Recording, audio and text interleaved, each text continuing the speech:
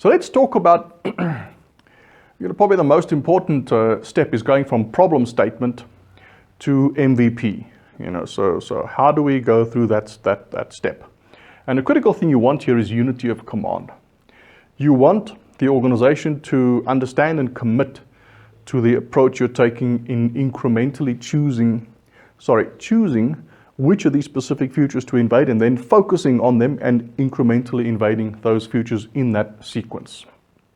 Now, the important thing to realize here is we don't need perfect information about the business case for problem statements A, B, and C. We don't need perfect information. We need enough information. Enough for what? Enough to determine, should we do A before B, or should we do A before C, or should we do C before B and A, or whatever the case may be. So the point is not to have perfect information. The point is to be able to make a decision. What is the minimum amount of information we need right now to be able to decide if we should do this one before that one? Okay, that is critical. Otherwise, you are tying yourself up in doing far too much in-depth battle plans and invasion plans on invasions we're not even sure that we're going to be undertaking at this point in time. Okay, we just want to be able to say, not this invasion, that invasion, and we're going to focus on it right now. And to do this, Donald Reinersten, in his seminal work, Product Development Flow, describes an approach to using the knowledge and input of key knowledgeable decision makers in your organization to determine which is the invasion we should tackle next. And he calls it weighted shortest job first. And this is basically how it works.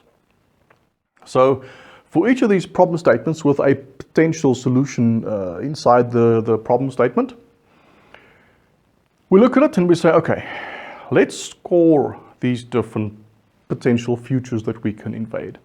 And the first angle at which we score them, we were sort of using different lenses to look at these problem statements, these potential futures to invade. And the first lens through which we look at is business value. So what is meant by business value is dollars and cents. How much can solving this problem statement earn us additionally in revenue, or how much cost can it save us? Or something a bit more qualitative is how happy will implementing this solution make our customers? Maybe it's quite a small feature, an additional feature to an existing platform, and how happier or greater the experience will it be for our customers. So these are qualitative as well as quantitative aspects in there. But it is important to note that this is about either making more money or saving more money, or improving customer satisfaction, about specific transactions that are occurring, regular usage. Okay, so this is about transactions that are occurring, regular usage. I mention this because I'll talk about risk later, and a risk lens is not really about reducing risk in repeating transactions. It's more about reducing risk overall, but we'll get to that. So business value, how much can you make us, how much more money can we make, how much can we save, and how much can we improve customer satisfaction by. The second factor is time criticality. So time criticality does not mean urgency. It means how quickly is the potential value that solving this problem statement can bring, how quickly is that value disappearing? So an example would be, we want to launch a Christmas special, okay, a certain type of product, a certain type of pricing, which we're going to launch as part of a Christmas special, and we believe it's going to be very effective. And we decided quite late to tackle it, and now we're going to launch it probably on the 29th of December. What value does it have to launch a Christmas special on the 29th of December? Zero. You're going to be looking ridiculous. So there's a real diminishing returns. If you don't deliver or solve this problem at a certain point in time, it doesn't make sense to solve it anymore. The potential value is gone. I guess I was thinking about a newspaper maybe. Would you buy potentially tomorrow's newspaper? Probably. You may be able to. You're willing to pay for tomorrow's newspaper. Would you want to pay today for yesterday's newspaper? Probably not really, much less so. How about last year's newspaper? Would you buy last year's newspaper at the same price as tomorrow's newspaper? No. So the value of a newspaper decreases rapidly. It comes out the morning, by that evening, very few people will want to buy it. It's worth pretty much nothing. So for projects or problem statements you can undertake where, man, this will make us a lot of money. But if we launch at the end of next year, it'll still make us a lot of money. The problem is still there to be solved. Then it is not really time critical. Okay, so the value is not diminishing over time. The value is still there. We might be extremely upset because we lost all that money we could have made in the intervening time, or saved a lot of money in the intervening time, but the value will still be relevant. Okay, so that is what time criticality is. Next up is a combination of an opportunity enablement and risk reduction. So opportunity enablement is solving problem statement A in itself may not be so valuable, but it opens the door to being able to deliver B and C. And if we don't do A, then B and C are not possible. So it's opportunity enablement. It's a doorway to some other possibilities which now become possible. Or it's an element of risk reduction. And this is typically stuff like disaster recovery, or having power backup systems, or whatever the case may be. Should we have some kind of catastrophic failure, will we be able to continue existing as a business? So this risk reduction in this aspect, the way to think about it is, it's not impacting every transaction. It's about the ability for your organization as a whole to fulfill various kind of functions. And what risk are you facing in being able to no longer execute and provide those services? So we add up those numbers, and we'll go in the next slide, we'll go into more about how we determine these numbers and adding them up and so forth. But we add these up and we divide them by job size. And job size is pretty much what we estimated previously. This if we can get something that is about so big and about that much time for about so much money, we use a similar way. And the number scale we use to determine these values is the same altered Fibonacci scale that we used for estimation. How big is this thing compared to that thing? How scary is this thing compared to that thing? How risky is this thing compared to that thing? We use the same number range, 1, 2, 3, 5, 8, 13, 20, 40, 100. Okay, so let's see how we do this. How do we go about this?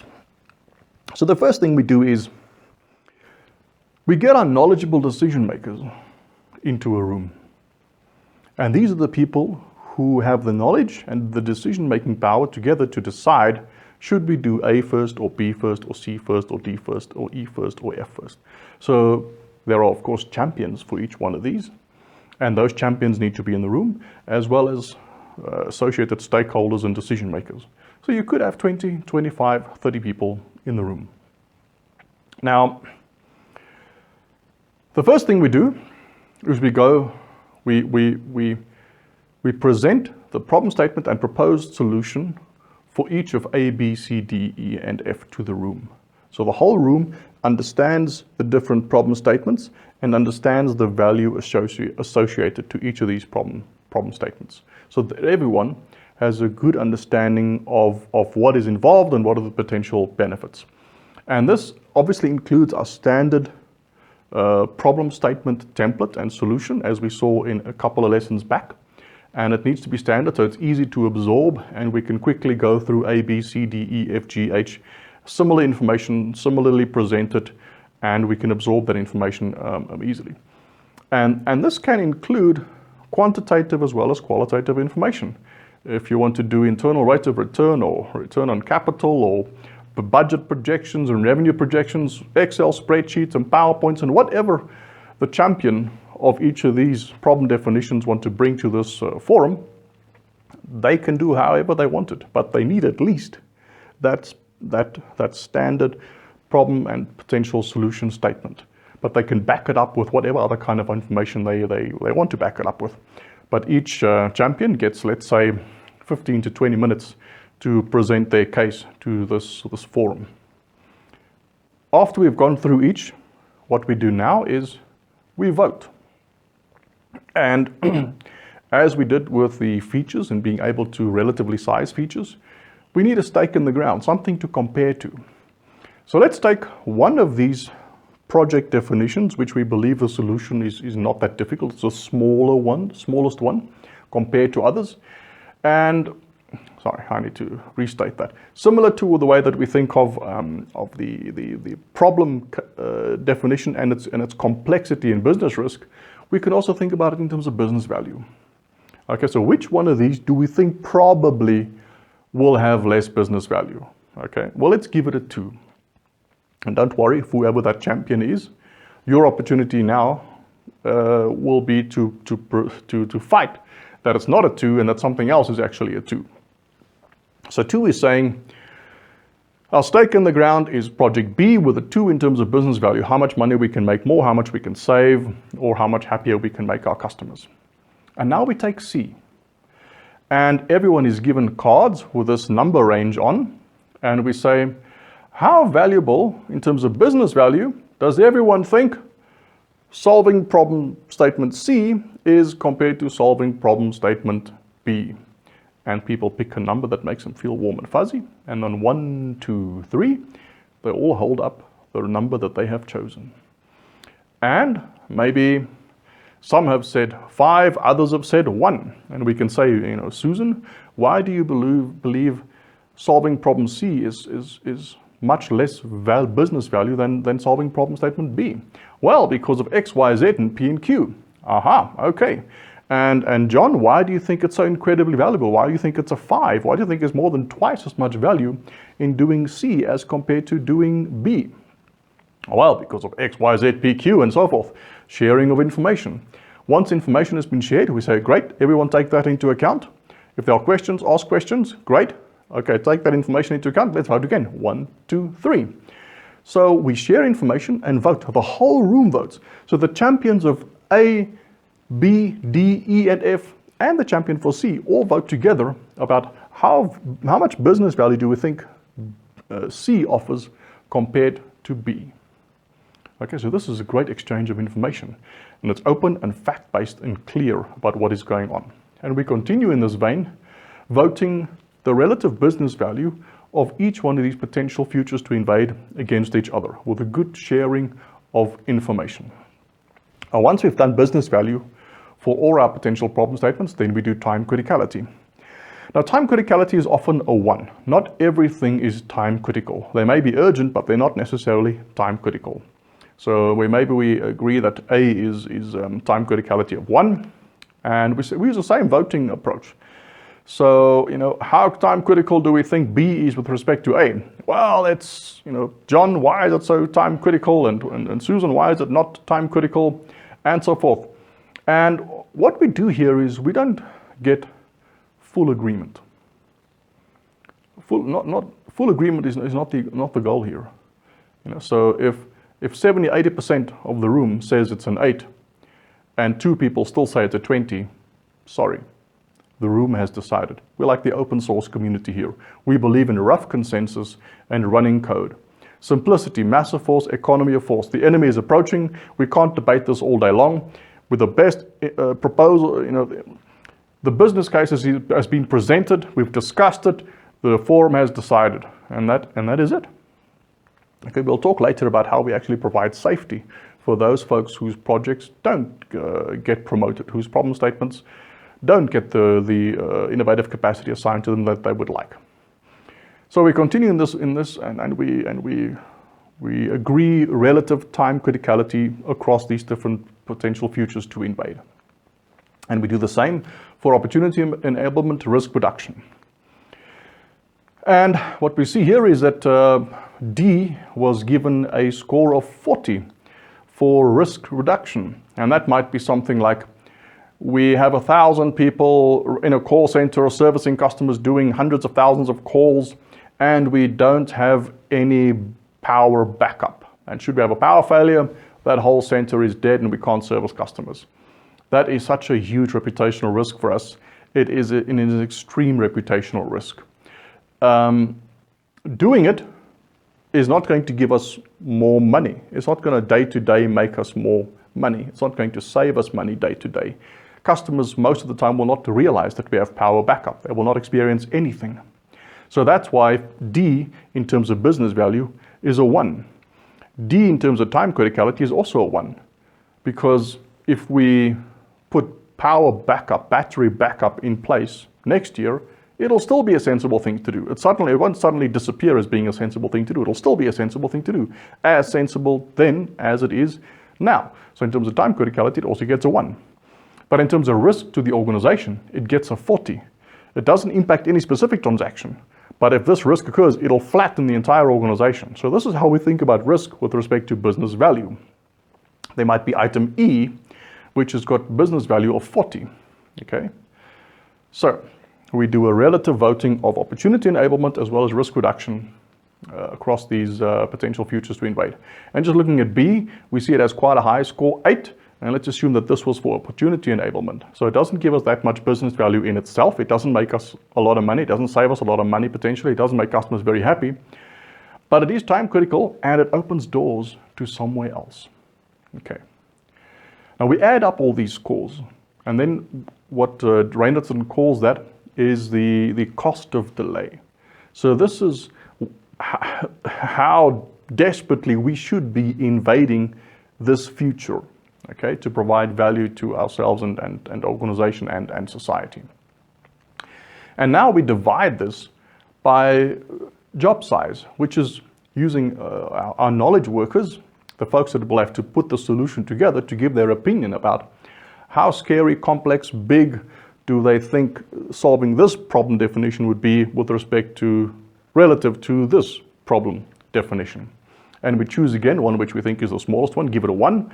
And we vote about the rest, how they relatively compare to that 1. And then we do the sum. And what comes out is the priority order in which we should be tackling these invasions of the future. Okay, so just looking at cost of delay, we see that E would be our winner. It's a cost of delay of 48. Okay, but once we've done the sums, we see that our actual first focus, our first future to invade must be A. It didn't have the highest business value, but it has a job size of only 1, okay, which is incredible. We can get this business value very quickly and very easily. So that's why it's right at the top. 9 is our second highest priority. It is a sort of a combination of time criticality and opportunity enablement, and is still quite a short, small job to do. So we should do that first. That's why it's called weighted shortest job first. Okay, so the size of jobs is critical. How quickly can we get value into society? Another one which is interesting, a third, is the 8.4 D. And it is that because of the risk. It's not bringing any value. It doesn't have time criticality, but the risk to the organization, should this go wrong, is incredibly high. And at least the job size is not that big, so we really should tackle it. And strangely enough, E is quite far down the list, and that is because of the job size. Now this is an incentive to the champion for E to go and think, have I really identified a minimal viable product for this? Can I get knowledgeable people into a room again and say, look, you know, we've got great business value. Everyone agrees that it's great business value. But how can we identify a better minimal viable product so that we can get the maximum amount of value but decrease job size? Okay, so that we can go up and in the prioritization and hopefully be able to invade this future for the organization. So this weighted shortest job first is putting the right kind of discussions and incentives in place to collectively decide which futures are the best to invade and why.